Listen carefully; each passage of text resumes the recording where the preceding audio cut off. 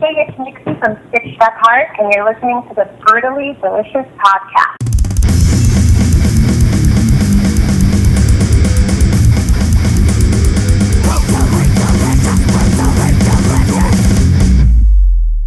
How are you, Mixi?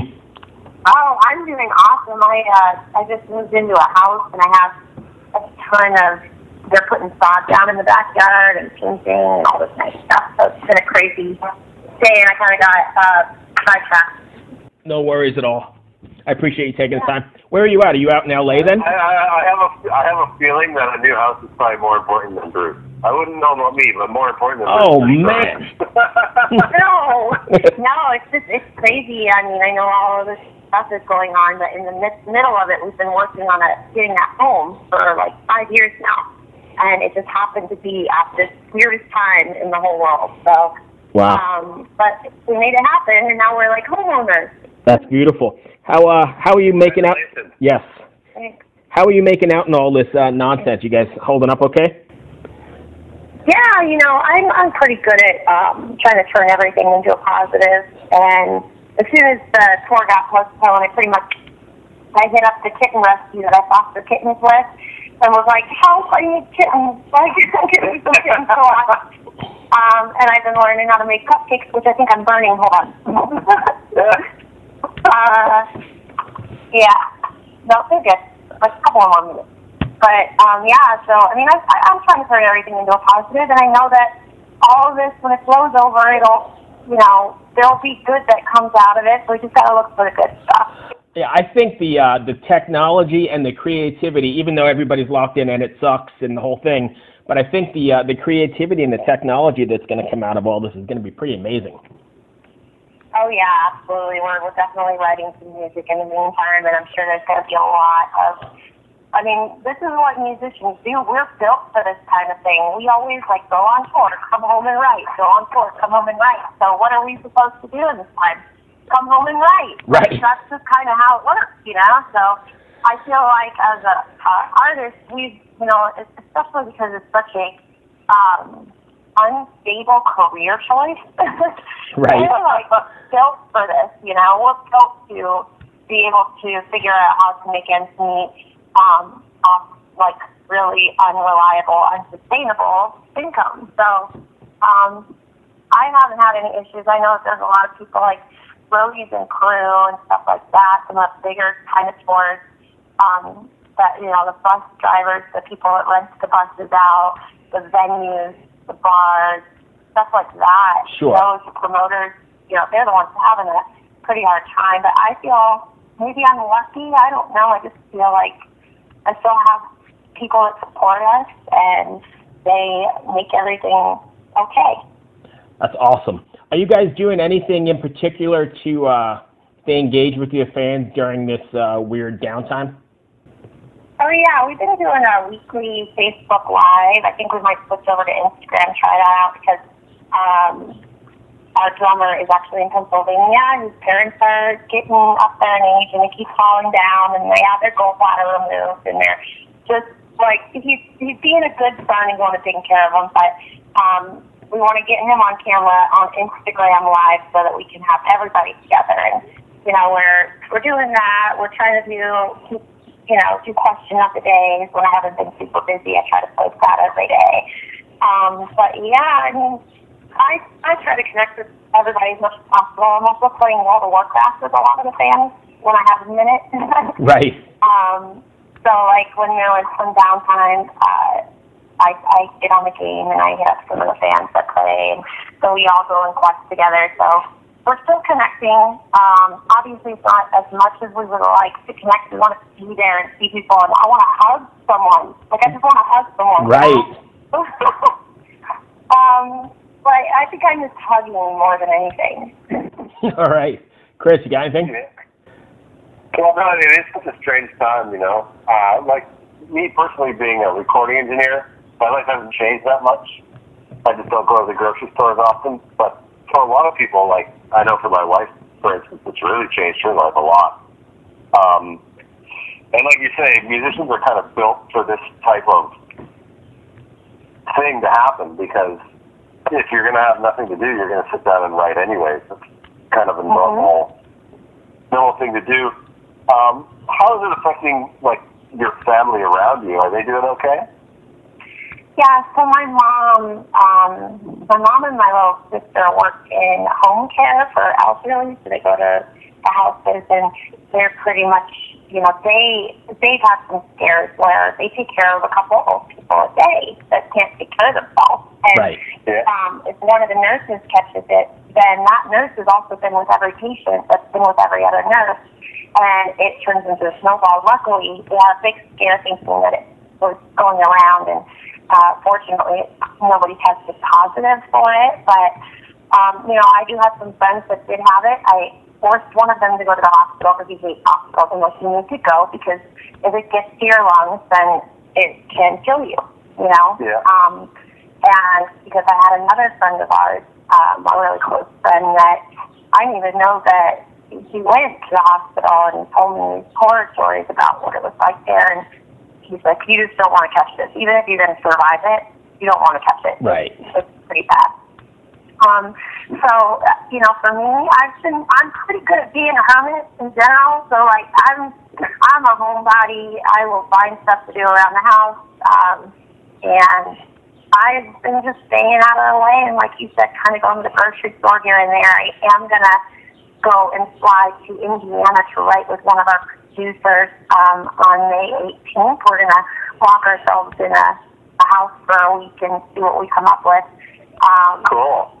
Yeah, we were supposed to do it in April, and that kind of got moved around a little bit. So he just bought a home out in Indiana. So I was like, you know what, I'm going to come out there and visit you. I know that I have that entire week just dedicated to making music, and I look forward to things like that. Okay. That's awesome. The internet really has changed the way people are working. Like if this had happened 20 years ago, it would have been a completely different scenario with the schools closing down and stuff. But this is really like my parents who could barely even use the internet before. Right. Suddenly they're like virtually hanging out with people, and it's empowering artists to do things they wouldn't normally have done. Are you guys planning on doing any cover songs or anything like that, or? Personally, I don't like doing covers. I don't know if you've noticed, we haven't really done any, unless it's asked for us, because I don't know, I like creating stuff straight from scratch, and I don't feel connected to a song that I didn't write. So, we did do some stuff to try to get in some films. I don't know if they made it or not. I haven't seen the money, so I'm assuming no. But I don't know. We're just writing, we're working on the next record and seeing what we can come up with since we have some time. We just released our album, so there's not really a rush. But because we have all this time, we might as well get a head start, Sure. Well, yeah, I was looking at your website, and it looks like you have quite a few dates starting in July. Are those still a go, do you think, or are you just kind of holding up, hoping they're still going to happen? As far as I know, I think Incarceration Festival was in July, and I think that got canceled. That one. Yeah. Yeah, that one got canceled. Pretty much we were on 9 festivals this year, which have all been either canceled or we're still hoping, fingers crossed for later, but none of us really know what's going to happen. They're waiting out as long as they can to try to, see if anything starts opening up, but stuff like that. But I think just like the way it closed down, where the festivals or the shows and stuff were the first things to close because there's so many people in such close vicinity. I think those are also going to be the last ones to open, just the way that it closed down. The parks will probably be first, start opening and stuff like that. California is a little weird because our governor is being very, very strict on it, which, I kind of agree with because it's kind of like lives on the line, and the quicker you open things up, the more you could hurt the whole thing we've been trying to stop, Right. But, absolutely. Yeah, I hope that, we're still practicing stuff. I have rehearsal on Saturday, we moved everything over to a new rehearsal space inside our house. So we're going to have serious jam band garage, like, for reals. And I haven't had that since I was, like, in high school. Yeah. So cool. We were living in the city in Los Angeles, and we had to rent a studio there. We just moved a little on the outskirts and got a house with a 3-car garage where we could put our band trailer, we could put all our gear. I'm thinking of building like a deck in the backyard to put a stage on. Nice. That's what I would do.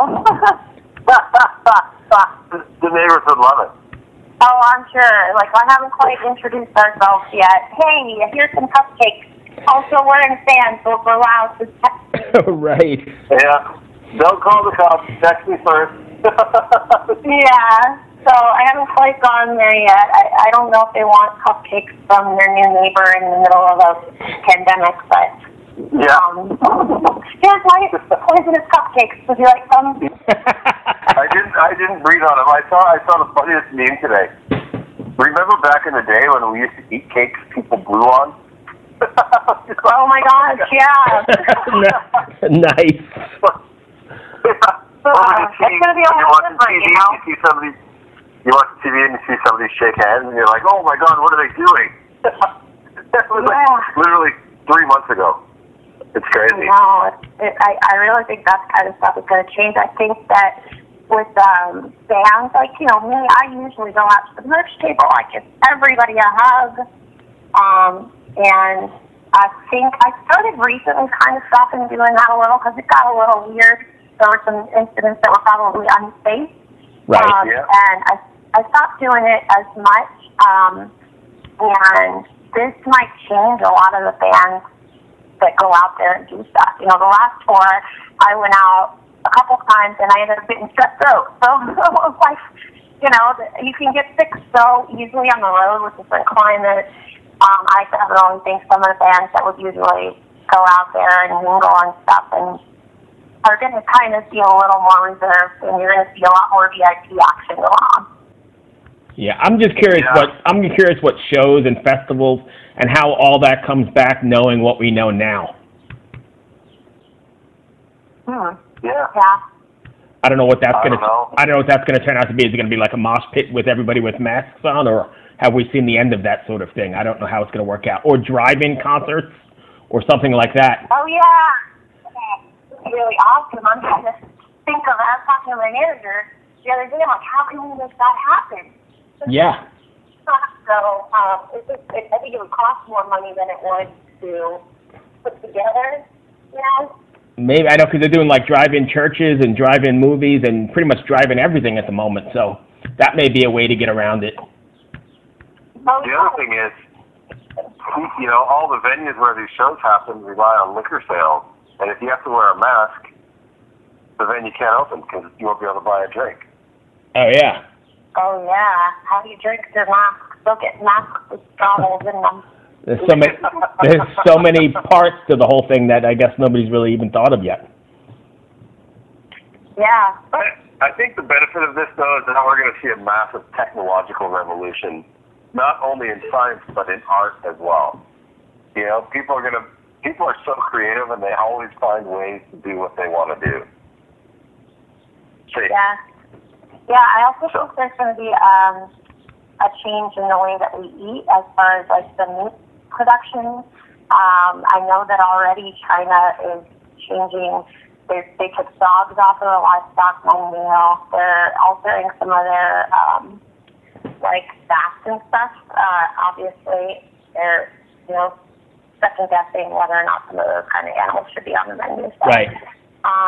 It might, I know some of the pork companies have shut down in America because some of the people in the company got the virus, and obviously you get the virus working with meat that everybody's going to eat. Yeah. So it's going to change a lot of stuff. Yeah, hopefully we get more vegetarians out of this. So, yeah, I do. So you guys have been, I'm looking at been doing a little research earlier. You guys have been at this 10 years now. You ever imagine you'd still be doing this, or was it just kind of as it went? I can't imagine doing anything else. But at the beginning of the band, I mean, when the band first started, I put it together because I had just gotten dropped from the label, and I thought it was over, and I was going to go, drive back to Florida from LA and give up and everything. And my parents were like, "No, you can't quit. You got to finish what you started." So I went back out and I stitched up my heart back together and put the band together. I was like, "Okay, I have the concept. I'm going to see how this goes." And almost within like 2 or 3 months of being a band, everybody quit. So again, I was like, "Great, this is going well." I didn't think it would last 10 years, that's for sure. But I mean, I just kept going because we would book our own. For the first 5 years of being a band, I would round out the tour. We would contact every venue in the area. Just blast email everyone. Just let us play in your building. At least give us gas money and we'll be happy, Right. Some drinks and some gas money, we're good to go. And then we would just go from venue to venue and for about 5 years, and then we started actually, there were times we didn't play to anybody. Like, there were times even the sound guy wasn't there. Nobody in the entire venue in Jersey. And now, that place, a couple hundred people come out. So it just takes time. Nothing happens really, really fast. At most bands, take Imagine Dragons, for example. They've been around a long time before they finally, hit it really big. Right. But nobody really knew that, and so everybody kind of thought they were just a brand new band. But it takes a lot of time. It takes a lot of footwork, and it takes a lot of dedication. And the guys in the band right now are all 100% dedicated, and they always do anything that they need to do for the band in a drop of a hat. So,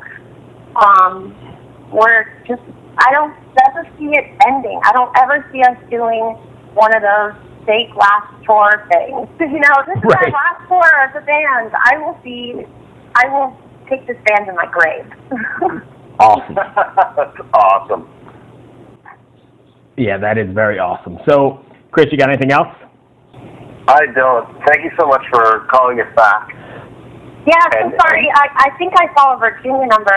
I was running around trying to make cupcakes, doing all the stuff, and I thought it might have been a telemarketer. Oh, yeah. And then I went back and looked at the voicemail. I'm like, "Oh, shoot," because I didn't check my email on all my interviews today. So no worries. I appreciate you guys taking the time, and I appreciate you guys, chatting with me.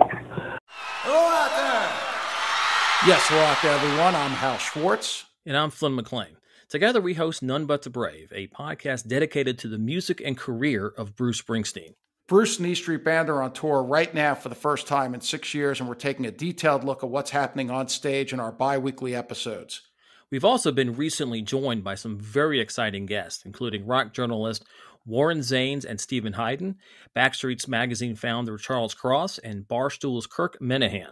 If you're a diehard Springsteen fan, this is the show for you. So please subscribe to None But the Brave on your favorite podcasting platform, and we hope to see you further on up the road. Thank you so much. We'll be seeing you.